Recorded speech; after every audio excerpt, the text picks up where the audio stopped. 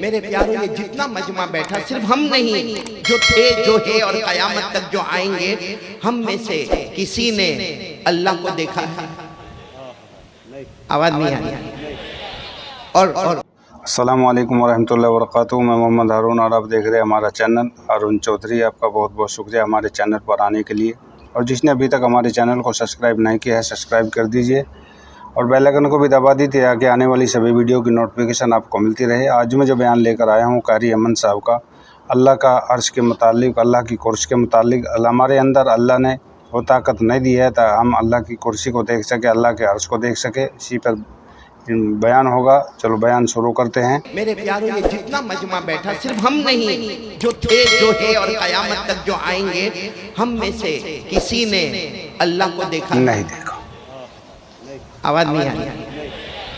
اور بلند آواز سے، ہم میں سے کسی نے اللہ کو دیکھا؟ نہیں دیکھا۔ اچھا کل یا 2-3 روز کے بعد دیکھیں گے؟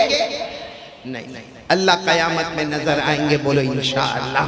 ہم میں سے کسی نے اللہ کو نہیں دیکھا کیونکہ اللہ نے ہماری آنکھوں میں وہ طاقت ہی نہیں دی کہ ہم اللہ تبارک و تعالیٰ کو دیکھ سکے، ان کے جلوے کو دیکھ سکے، ان کے نور کو دیکھ سکے، ان کی روشنیوں کو دیکھ سکے۔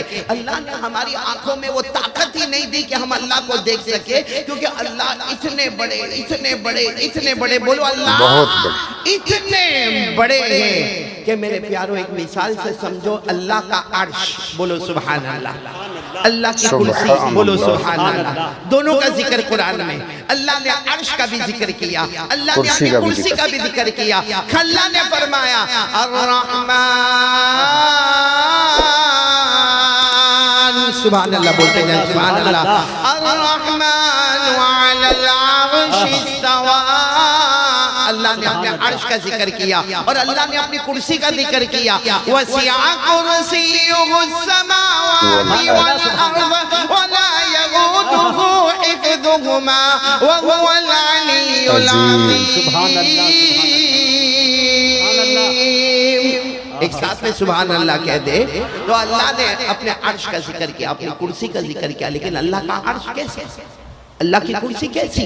میرے پیاروں ہمارے آقا محمد رسول اللہ بولو نا صلی اللہ علیہ وسلم سے پوچھا گیا اللہ کا عرش کیسا، اللہ کی کرسی کیسی؟ ہمارے آقا صلی اللہ علیہ وسلم نے فرمایا اگر 7 آسمانوں کو اور 7 زمینوں کو اللہ کے عرش کے سامنے، اللہ کی کرسی کے سامنے رکھے تو ایسا لگے گا جیسے کسی انگلی میں چھوٹی سی انگوٹھی پہنائی گئی۔ یعنی 7 زمین 7 زمینیں اللہ کے عرش کے سامنے، اللہ کی کرسی کے سامنے ایک چھوٹی سی انگوٹھی ہے۔ تو میرے دوستوں اور میری ماں اور میری بہنیں اور میری بیٹیاں بتائیں، جب 7 آسمان اور 7 زمینیں اللہ کے عرش اور اللہ کی کرسی کے سامنے چھوٹی سی انگوٹھی ہے، جب عرش اتنا پیارا ہے، کرسی اتنی پیاری ہے، تو عرش والا اور کرسی والا کتنا بڑا ہو۔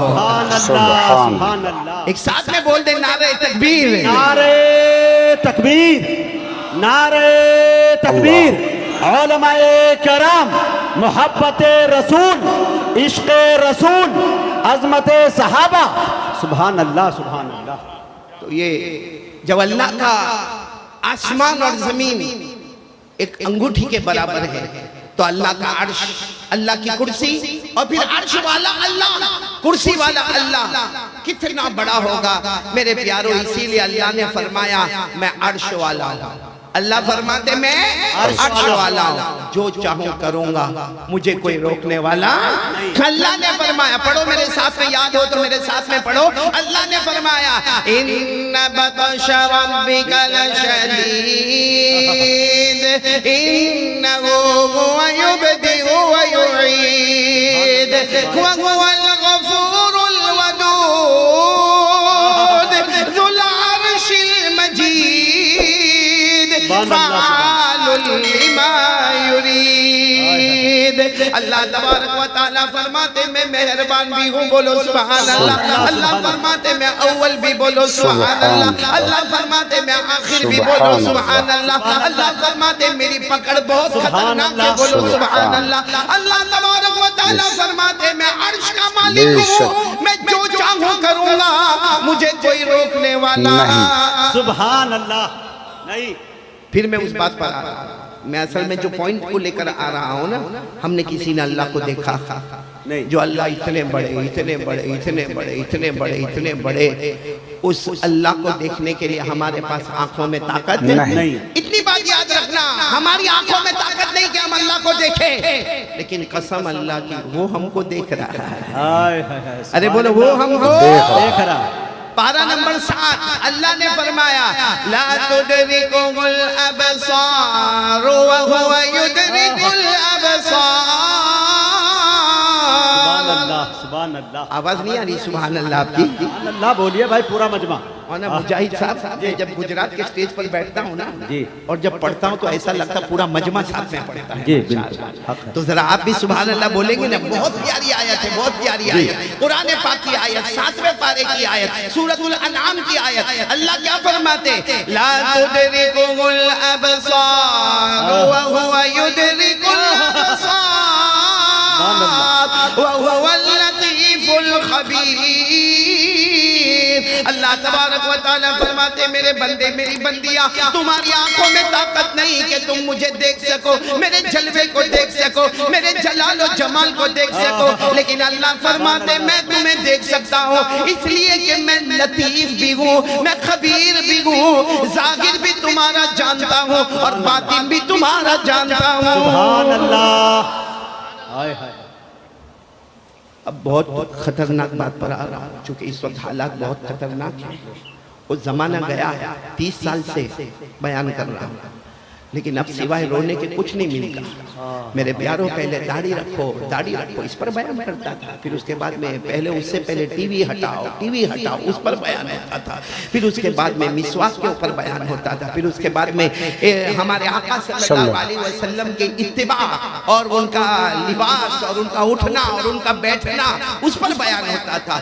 اب صرف ایک ہی بیان ہوتا ہے میرے پیاروں، ہمارا ایمان بچا لو میرے پیاروں، ہمارا ایمان بچا لو۔ اللہ کی قسم ہم نے اللہ کو دیکھا نہیں، ساتھ میں بولو ہم نے اللہ کو دیکھا، لیکن جب دیکھیں گے نا، جب دیکھیں گے نا اور قیامت کے دن اللہ کی تجلی ہوگی، اللہ جلوہ ہوں گے، اور اس وقت جب اللہ اپنی جہنم کو ہمارے سامنے لائیں گے، میرے پیاروں میں قسم کھا کر کہتا ہوں سکنے والوں، اللہ کی قسم ہم جہنم کی آگ کو برداشت نہیں کر پائیں گے۔ اس وقت میں ایک واقعہ آپ کے سامنے لا رہا ہوں کہ دیکھنے نہ دیکھنے کا کتنا بڑا فرق ہوتا۔ آپ سب نے ایک بادشاہ کا نام سنا ہوگا، سنا ہو تو ہاں بولنا، حضرت ہارون رشید۔ جی بھائی سنا؟ جی، جلدی جلدی میں بات بتاؤں گا۔ حضرت ہارون رشید اور ان کی بیوی کا نام زبیدہ، بولو ان کی بیوی کا نام زبیدہ۔ اچھا یہ حضرت ہارون رشید جو ہے نا، اللہ نے ان کو بہت بڑی حکومت دی، یہ مشرق پر بھی حکومت کرتے، مغرب پر بھی حکومت کرتے، بلکہ کبھی کبھی اپنے تخت پر بیٹھے ہوتے اور آسمان سے پانی برستا تو خود کہتے تھے اے آسمان سے برسنے والا پانی یا تو مشرق میں برس جا یا مغرب میں برس جا، جہاں برسے گا وہاں ہارون رشید ہی کی حکومت کو پائے گا۔ تو مطلب ہے کہ ہارون رشید کو حکومت دینے والا کون ہے؟ اللہ۔ ایک دن ایسا معاملہ ہوا کہ شام کا وقت تھا، ہارون رشید کا محل، بہت بڑی کوٹھی، بہت بڑا بنگلہ اور اس کے پیچھے دریا کنارہ۔ تو حضرت ہارون رشید نے اپنی بیوی زبیدہ کو کہا کہ چلو ہم کچھ واکنگ کے لے جائیں۔ واکنگ سمجھتے ہو نا؟ سمجھتے ہوں گے، ابھی آج کل کا جوان واکنگ بھی سمجھتا، جوگنگ بھی سمجھتا۔ تو وہ ہارون رشید اپنی بیوی کو کہا تھوڑا چہل قدمی، یعنی کچھ واکنگ کر لے رہے۔ تو اب ہارون رشید تو تیار ہو کے آ گئے، بیوی تیار نہیں ہوئی، تو ہارون رشید محل کے نیچے سے آواز دے رہے زبیدہ، اور زبیدہ آ جاؤ، میں تیار ہو کر آ گیا۔ اور آپ کو معلوم ہے جب بھی ہسبینڈ وائف کو باہر نکلنا ہو نا تو ہسبینڈ پہلے باہر پہنچ جاتا ہے۔ آپ کے سکنے میں ایسا ہوتا ہے؟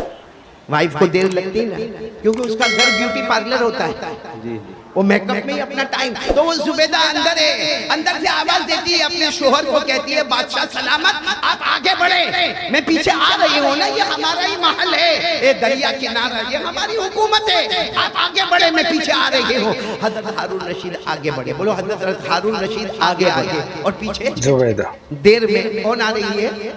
ان کی بیوی زبیدہ۔ حضرت ہارون رشید جا رہے، چہل قدمی ہو رہی، واکنگ ہو رہی، اچانک حضرت ہارون رشید کی نظر پڑی ایک اللہ کے ولی بیٹھے ہوئے، بولو سبحان اللہ، اور اس زمانے کے سب سے سے بڑے اللہ کے ولی جن کا ذکر فضائل اعمال میں بھی ہے، حضرت بہلول. بولو کون؟ حضرت بہلول. نام سنا ہوگا آپ نے، حضرت بہلول رحمت اللہ علیہ کا نام سنا ہوگا. اچھا وہ آگے بیٹھے ہیں، حضرت ہارون رشید آ رہے ہیں. اچھا وہ سمندر ہے، سمندر کے باہر تو ریت ہوتی ہے اور ریت پر آپ نے دیکھا ہوگا کوئی نشان نہیں بنتا ہے، لیکن وہ اللہ کے ولی حضرت بہلول وہ ریت پر، سمجھو یہ ریت ہے، وہ ریت پر یوں کر رہے ہیں، یوں ایسے گول اشارہ کر رہے ہیں، گول. تو حضرت ہارون رشید آئے، پہچان گئے، کہا اللہ کے ولی السلام علیکم. ہارون رشید نے ایسے، بہلول نے ایسے دیکھا. ایک بات یاد رکھنا، کتنا بھی بڑا بادشاہ ہو، کتنی بھی بڑی حکومت ہو، اللہ کے ولی دنیا میں ڈرتے نہیں اور آخرت میں کوئی غم کرتے نہیں. بولو دنیا میں ڈرتے نہیں اور آخرت میں کوئی غم کرتے نہیں. دنیا بھی ان کے قدموں میں، آخرت بھی ان کے قدموں میں. حضرت بہلول اللہ کے ولی، اور ساتھ میں بولو اللہ کا ولی وہ ولی ہوتا جو دنیا میں کسی سے ڈرتا اور آخرت میں اس کو کوئی غم ہے. دنیا بھی اس کے قدموں میں، جنت بھی اس کے قدموں میں. خود اللہ نے 11ویں پارے میں فرمایا الا ان اولیاء اللہ لا خوف علیہم ولا هم يحزنون الذین آمنوا وكانوا يتقون لهم البشرى في الحیات الدنیا وفی الآخرہ. اللہ تبارک و تعالیٰ فرماتے میرا ولی وہ ولی ہے جو دنیا میں کسی سے ڈرے گا نہیں، آخرت میں کوئی غم نہیں کرے گا، وہ ایمان کا پہاڑ ہوگا، وہ گناہوں سے بچنے والا ہوگا.